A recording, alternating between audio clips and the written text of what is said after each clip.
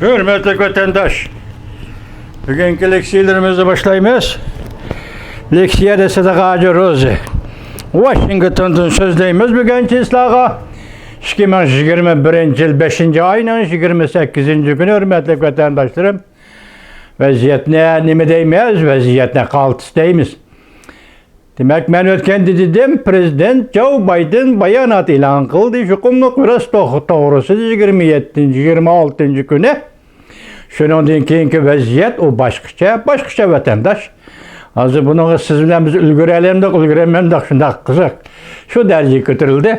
Bugün şu hükümlük virüs münasebet leksiyelerini vatandaşlara tapşırımız. Ötken de sözlügen leksiyemden bir leksiyem çıkmaya kaldı.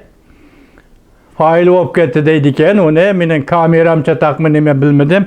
Onun mavzusu mındağıydı. Amerika Koşmuş Ştatları Avam Palatası, Demokratlar Partisi mensupları, başlıklar kanunlarya oturup koyup, Cumhur'un hırslarına umumizde zerb berdiğen oldu. Bu kelip kaldı, yani kelip dursun.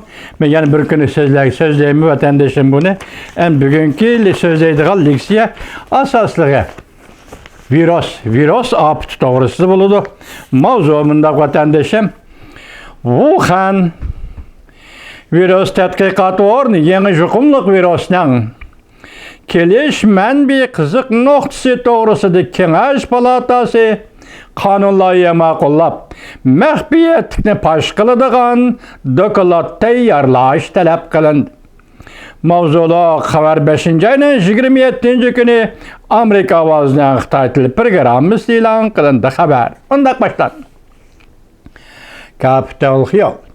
Amerika Koşmuş Ştatları Prezidenti Joe Biden haftanın 3. günü.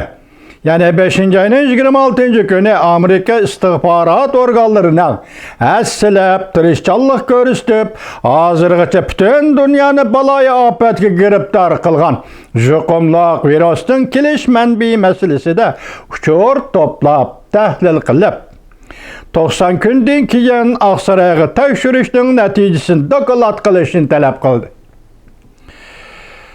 Kengaş Palatası kanunlarya makullap devletlik istihbarat baş teftişinin 90 gün içinde Wuhan hükümlük virüs tetkikat ornu barlık hükümlük virüsünün gelişmen bir yuşurun çetişlik barlık mahbiyetlikini aşkarlaşını talep kıldı. Devlet Meclisi Dışkı Partiya azaları mındak görsetti. Virüsünün gelişmen bir doğrusu tehi bir kararga kelinmedi. Cumhur'un gelişmen beğenin hükümlük virüsü münasebetlik paketlerine tekşürüşkü Cumhur'un davamlılık dostkıllık kılıvatkallığı delillen. Onun den Devlet Meclisi narazı oldu. Cumhuriyetçiler Partisi azaları bir vasıtılam alakadar tekşürüş meselesi de Cumhur'a işenmeyimiz dep görset ve her kandak mümkünlükle çetki kalkmayımız dedi. Nöbette Amerika'da her sahadikele hükümlük virüsünün gelişmen bir meselesini çördügen halda Prezident Joe Biden haftanın 3. günü ilan kılgan bayanatı da mındak görset. Amerika istihbarat organları şıkhil mümkünlükünü çördügen halda ortak tunuşku gelişti. Prezident Joe Biden mındak görsetti. Şıkhil mümkünlük tabiatten kelgen virüs mu o ya ki adam kulu bile yasalganı virüs mu? Tecrübe işhanesinden çıkıp ketken mi? Muşu şıkhil mümkünlük.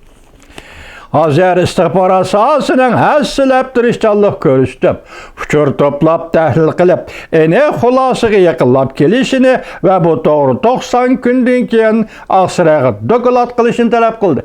Tünügün bayanatta, Prezident Joe Biden'ın bayanatı sizler kitap şurğanı dok bu leksiyani, meyede makalık bu leksiyani yani işil tuttu vatandaş.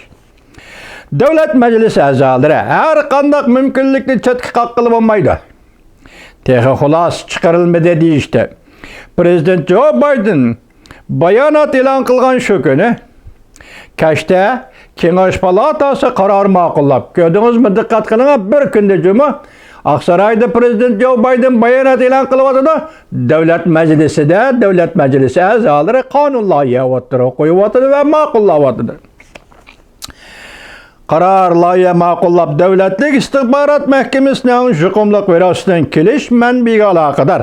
Jumladan, Wuhan yuqumliq virus tadqiqot o'rnida Ozodlik armiya elib borgan tadqiqotlar hamda yuqumliq virus tarqalishdan burun bu tadqiqot o'rni mashg'ul bo'lgan yangi yuqumliq virus tadqiqoti to'g'risida doklad tayyorlashni talab qildi.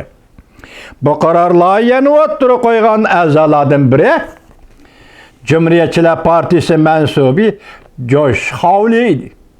Devamını anlayış vatandaş.